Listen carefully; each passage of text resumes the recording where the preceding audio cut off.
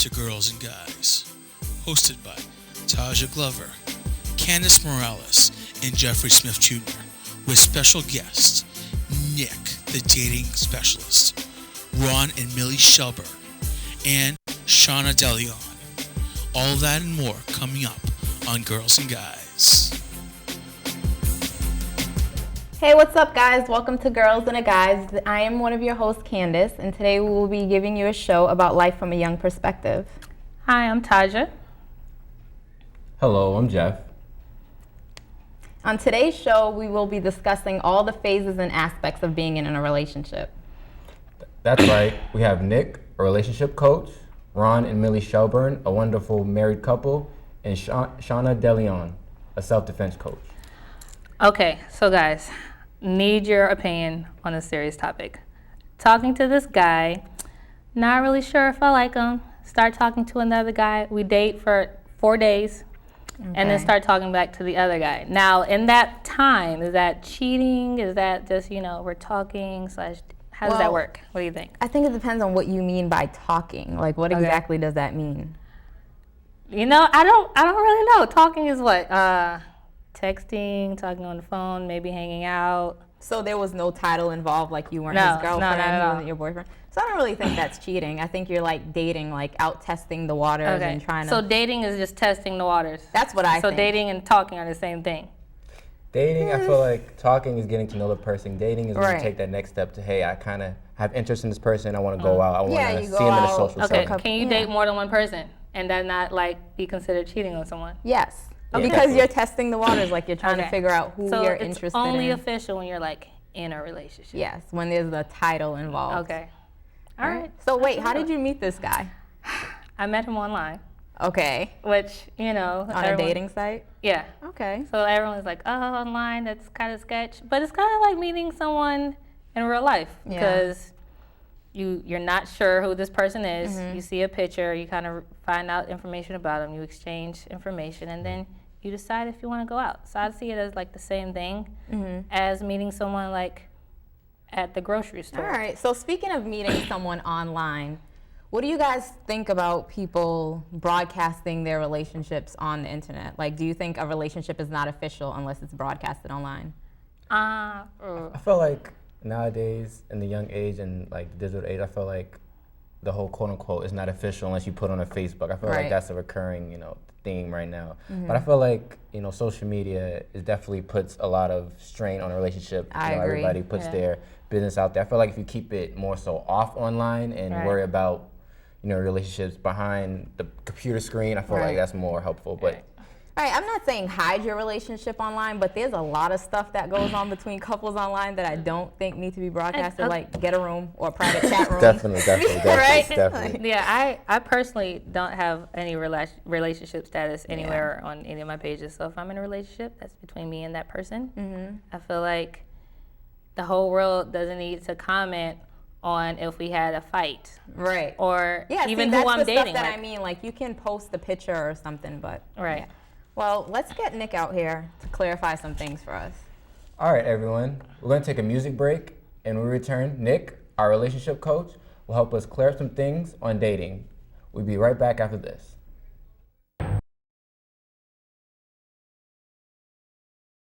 Welcome back. Before the break, we had a brief discussion about the difference between talking and dating, and we have a specialist to help us with this. We have Nick from thedatingspecialist.com. Hello. Thank you. Welcome. Hi, Nick. It's so nice to have you on the show today. Thank you, guys. So before the break, like Jeff said, we talked about a couple of different relationship terms that men and women use amongst each other. Sure. So we wanted you to clarify some of those terms Sure. for us. So the first term is dating. I think everyone has a different idea of what it means to date. So what exactly are you doing when you're dating? Something that I heard you guys talking about, I think it's just kind of testing the waters, right? I think it's kind of getting to know each other, making sure that you're compatible, and kind of figuring out what both parties want. Are you guys looking for something casual? Are you looking for something maybe more long-term? And just kind of figuring things out between each other. And it's okay to do that with more than one person? Yeah, I think so. I mean, until you guys have made it clear and say, hey, I'm looking for an exclusive relationship, I think it's kind of implied that you're going to be maybe dating around and seeing who's compatible. Okay, so have you ever heard of the term talking, like, oh, I'm just talking to him, like Taja used that earlier in her story. So what does it mean when you're just talking to someone? I mean, it means different things for different people, I guess. Okay. But yeah, I think it's just you're kind of feeling each other out, right? You're saying, what's this person about? Do we kind of match? Are we clicking? I would say it's just another form of dating, right? Okay. And a term that I do not like at all, friends with benefits. Like, what does that mean? Is that like we can do all the things that a boyfriend and girlfriend does, but because we're just friends, I can do those things with whoever I want to?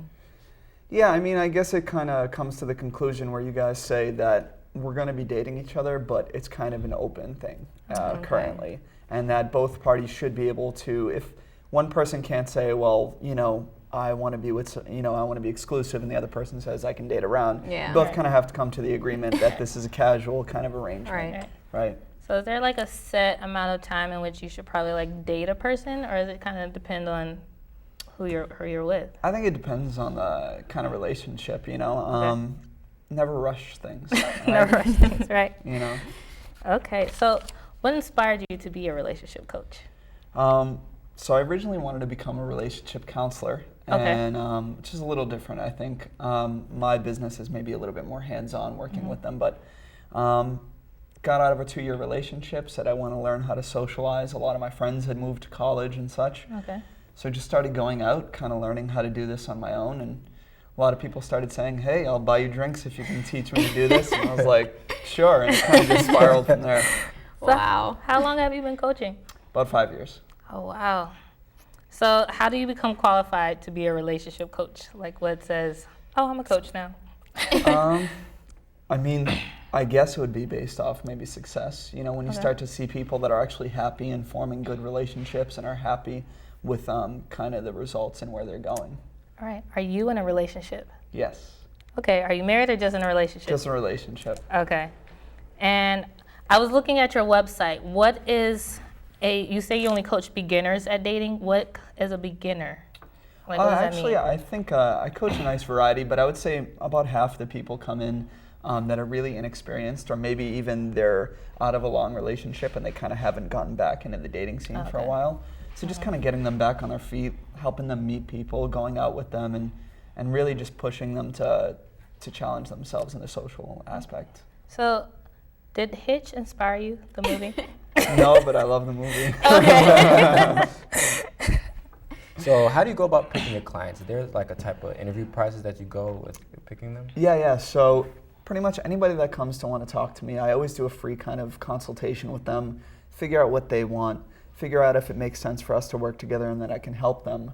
And then we kind of talk about moving forward. Really, the only thing that stops me from someone is if I feel that, one, their issues are maybe outside of my range, where they need some more, more professional help in that sense, or two, if I feel that maybe they're not as respectful or as honest as I would like to have my clientele. I build my kind of business on authenticity, and somebody comes to me and doesn't feel that sense, I would say, I think, very nice talking to you, but maybe you should work with somebody else potentially. That's very rare though. So when you get a client, how does the steps, how does the coaching process begin, from start to finish? How does that go? Sure. So we have the initial consultation. We kind of set up a time to maybe go out, especially if they're in Boston. And then we take them out, and we go out on a Friday night or something. And we go out to a nice bar. Nice. And then we go out and, we have a little bit of a game plan. We'll meet up, maybe grab a drink for 20 minutes and say, okay, today we're just going to work on getting you to talk to people. Just say hello to a few people, and we'll see what happens. And then kind of take it from there as the night progresses. Nice. So what type of mindset do these clients, bring to the table? Are they like people who initially started dating? Or are they some people who've been through a lot of? It's kind of really a huge variety. I started off thinking that it would be maybe more guys and girls that are really, really inexperienced, but it's not. It's people who've been in a lot of relationships and are out. It's people who've never dated before. I've even had a few clients that are out of a marriage and trying to get back. So it's been really, it's all over the place. It's fun. Okay, so being that you said you're in a relationship, how does being a dating specialist, does that affect your relationship in any way? Do you nitpick at little things? No. I try not to, because then it's crossing too much into work and business, work and actual personal. But I think it took me a while to find somebody that would be so comfortable in what I do, and understanding. And I'm very fortunate that my girlfriend is like really cool. She helps me with everything. She's like awesome and supportive. So it actually hasn't been a problem or anything, which is really cool. And I saw on your website that you act as a virtual wingman. What's the difference between someone who's just in person and someone who's virtual? Sure. So in person is definitely more hands-on. We'll go out and we'll talk to people. But then I have a lot of clients who are around the U.S. or even around the world. And then we talk on the phone and I help them through their issues over the phone. And maybe that's with the specific girl they're talking to, or maybe that's just to give them a game plan of going out on their own and trying to learn this stuff themselves. Okay. Taja, would you hire Nick? Honestly, I would. Thank you. I may need to, actually. It depends. I will let you know after the show. So what are you trying to take away from this, like in this whole experience? Like, what are your long-term goals that you have? Long-term goals, I definitely want to reach a broader audience. I want to start doing that. I started doing a lot of speaking events, and I want to do more speaking events and kind of travel around the U.S. and around kind of the world teaching that, like, anybody, in my opinion, can learn how to be successful at learning how to date and stuff. You just have to push yourself, and that you don't have to be a jerk or dishonest or anything to get what you want. A lot of people think that you have to be like a jerk for people to be attracted, and it's not true. You just have to be confident in yourself. Yeah, I agree. Yeah, so I was looking at your site again, and you have an entry about a nice guy versus a real man, and you want people to know that difference before you start coaching them. So can you explain to the audience what the difference is between a nice guy and a real man?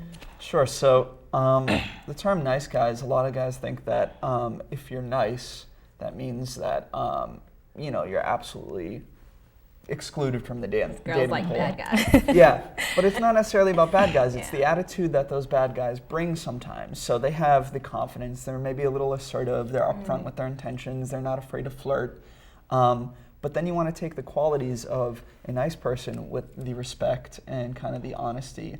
And that combination of both is really where you want to be. You don't want to be like the guy who's, completely disrespectful and just really forward. You don't want to be a guy that doesn't know what he wants and is too timid to say that. You kind of got to find a middle ground. All right. One of your examples was a guy that's really clingy. And that's the kind of guy I usually find. It's the guy that's really clingy, and I hate clingy. Yeah, what can you do about something like that? Like, if you're interested in someone, but they just seem too clingy, can you unclingy them? Decling? Right. Yeah. Unfortunately, can lead a horse to water, but you can't make it drink, right? You can be upfront with them. You can tell them and say, I think you're being a little too forward, or maybe you need my attention a little bit much. But then if there comes to a point where they aren't listening and they aren't going to do that for themselves, you have to evaluate whether or not it's worth spending your time on at that point. Okay. Oh, wow. And if you can't decline someone, what's the best way to break up with someone? Yes. Because lately I've seen a lot of people complain about breaking up via text messages, and I just think that's wrong. Yeah, I agree. If you're dating someone, especially for any amount of time, even maybe more than like a couple of weeks, I think you should at least meet them face to face. Yeah. And for the rare chance that a lot of people are like, I'm worried, I don't want to blow up situation alone at my house, do it in a public. Like grab a coffee or something and say, listen, I don't think this is trying to work out. And maybe we should take a break. That's great advice. Face to face. Place. Face to face is definitely the best. Now, would you coach someone that was gay or homosexual? Oh yeah, definitely. I've had quite a few clients that have been obviously gay. But yeah, I think it's the same kind of things. I think both of us everybody wants the same thing. They want somebody who believes in themselves a little bit and who's honest. So, yeah. Okay, great. Now, say you had a guy who's pretty much new to the dating game. He wants to get out there. He wants to be proactive with, his approach to women. How would you help him? I would say, get out of his shell, so to speak. Sure. So, one, really confidence in getting over your shyness comes down to just putting yourself out there and taking more opportunities. Like, if you've never done it before, it's going to seem like it's such a daunting task. But then you got to actually try it and realize that it's not that bad, that it's not going to kill you, and it's not like the scariest thing in the world. And second is take it in steps. So if you're at a point where maybe you can't even barely say hi, just greet people while walking during your day and smile and try to make eye contact and greet with them and get those positive responses and say, okay, I can do that, and that was fine. And then take it up a notch and actually try to maybe start a small conversation, like maybe a casual conversation.